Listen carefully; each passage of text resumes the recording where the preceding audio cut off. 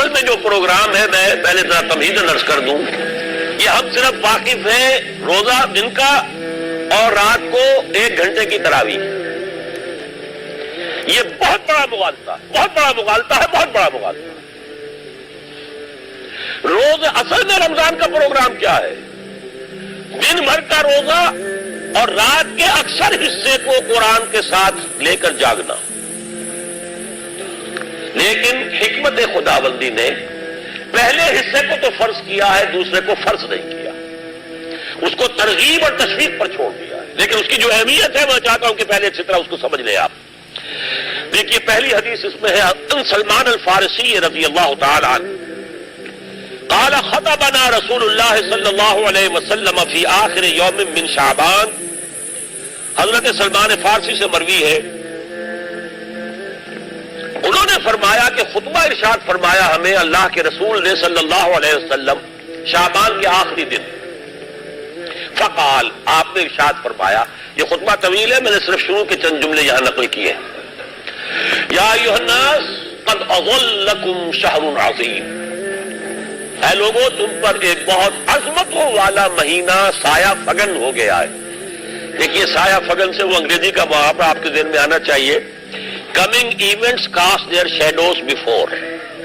ابھی رمضان شروع نہیں ہوا ہے، شعبان کا آخری دن ہے، تو وہ کمنگ ایونٹ جو ہے رمضان مبارک اس کا سایہ آ گیا ہے تم پر. اس لیے حضور نے وہ لفظ استعمال کیا قد اظلکم، ظلال کہتے سائے کو. قد اظلکم شہر عظیم، بڑی عظمت والا مہینہ ہے. شہر مبارک، بہت برکت والا مہینہ ہے. شہر فیہ لیلۃ خیر من الف شہر، اس میں ایک رات وہ بھی ہے، وہ مہینہ جس میں ایک رات وہ بھی ہے جو 1000 مہینوں سے افضل ہے.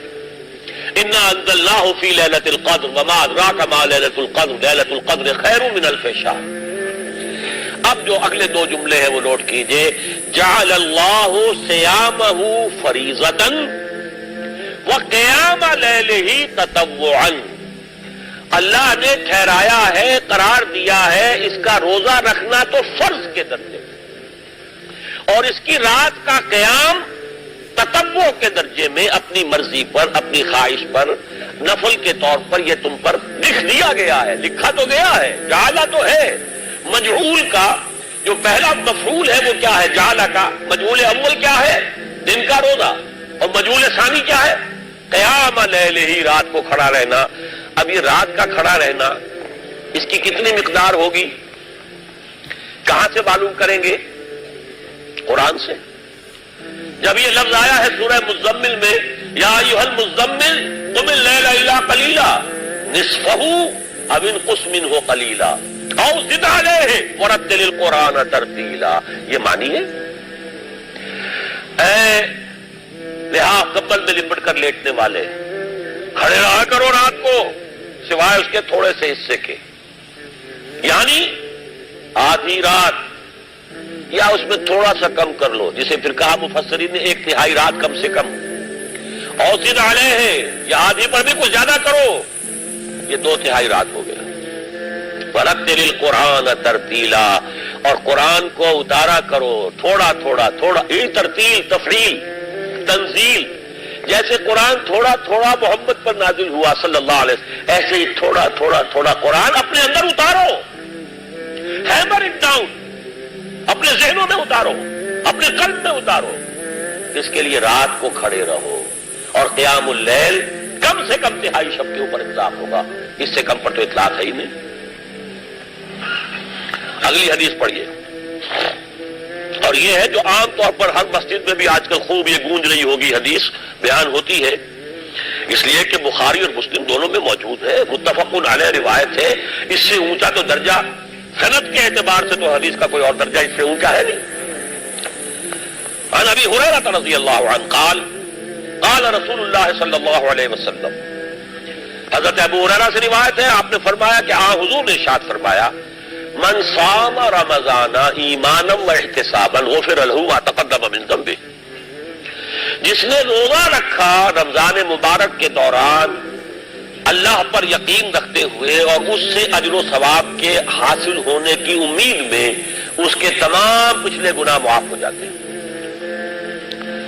ومن قام رمضان ایمانا واحتسابا غفر له ما تقدم من ذنبه، اور جو کھڑا رہا رمضان کے دوران، کھڑا رہا ہے، جیسے ساما، میں نے شروع میں آپ سے عرض کر دیا تھا یہ مصدر ساما یصوم صوما قام یقوم قیاما، ومن قام رمضان، جو کھڑا رہا رمضان کے دوران، پورے رمضان کے دوران کھڑا رہا، ایمان و احتساب کی شرط پھر وہی ہے، غفر له ما تقدم من ذنبه، وہی اجر اس کا بھی ہے۔ ومن قام لیلۃ القدر ایمانا واحتسابا غفر له ما تقدم من ذنبه، اور جو خاص طور پر لیلۃ القدر میں کھڑا رہا ایمان اور احتساب کے ساتھ، اس کے بھی پچھلے گناہ معاف ہو گئے۔ اب یہ قامہ اور ساما جیسے آ رہا ہے ایک دوسرے کے ساتھ پیرلل ہو کر، اس کو نوٹ کر لیجیے۔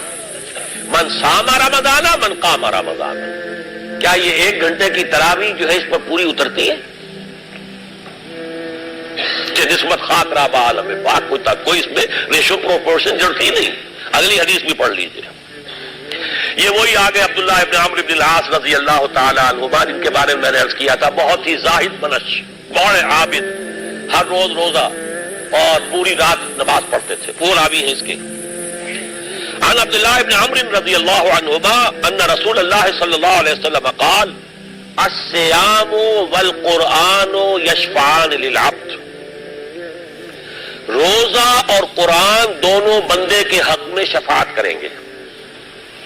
یقول الصیام، روزہ یہ کہے گا اے رب، اے پروردگار، انی منعتہ الطعام والشہوات بالنہار، میں نے تیرے اس بندے کو روکے رکھا کھانے پینے سے اور شہوت سے دن کے وقت، فشفینی فی، میری وجہ سے روکا رہا، یہ کھانے کو اچھے سے اچھے جو ہے وہ موجود تھے کھانے، اور پینے کے لیے اعلیٰ سے اعلیٰ مشروب تھے، یہ رکا رہا میری وجہ سے کہ روزہ رکھا ہوا تھا، اور جیسا میں نے کہا مذکورہ بیوی موجود تھی لیکن رکا رہا تھا، میں رکھا اس نے اپنے آپ کو میری وجہ سے، تو میری شفاعت اس کے حق میں قبول فرما۔ وَيَقُولُ الْقُرْآنُ، اور قرآن یہ کہے گا مَنَعْتَهُ النَّوْمَ بِاللَّيْلِ، میں نے اسے روکا رکھا رات کو سونے سے، فَشَفِّعْنِي فِيهِ، تو پروردگار میری شفاعت اس کے حق میں قبول فرما، فَيُشَفَّعَانِ، تو ان دونوں کی شفاعت قبول کی جائے گی۔ سوال یہ ہے کہ کیا روزہ 1 گھنٹے کا یا 2 گھنٹے کا ہے؟ تو یہ قیام جو ہے یہ 1 گھنٹے کا کیسے ہو گیا؟ تو میں نے پہلے کوسچن مارک آپ کے ذہن میں کھڑا کر دیا، اب جواب سنیے اس کا۔ جواب یہ ہے کہ اس کو اللہ تعالیٰ کی حکمت یہ تھی کہ اسے فرض نہ کیا جائے، اس کو معلوم ہے۔ عالمان سیکون منکم مرضی وآخرون یضربون فی الارض یبتغون من فضل اللہ وآخرون، اللہ کے علم میں ہے میرے کچھ بندے ہوں گے بیچارے غریب مزدور، دن بھر مشقت کریں گے، محنت کریں گے، وہ روزہ ہی رکھ لیں، بہت بڑی بات ہے، بہت بڑی بات ہے۔ رات بھر کا قیام کیسے کریں گے؟ 2/3 رات کیسے کھڑے رہیں گے؟ آدھی شب کیسے ممکن ہے؟ لہذا فرض نہیں کیا، حضور نے بھی فرض نہیں کیا، نہ اس کو آپ نے لازم کیا، نہ اس کے لیے وہ زوردار جو لوگوں سے کہا کہ ضرور پڑھو، چھوڑ دیا پڑھو، اور سب لوگ پڑھتے تھے اپنے طور پر۔ اب یہ کہ کوئی آدھی رات کھڑا ہے، کوئی تہائی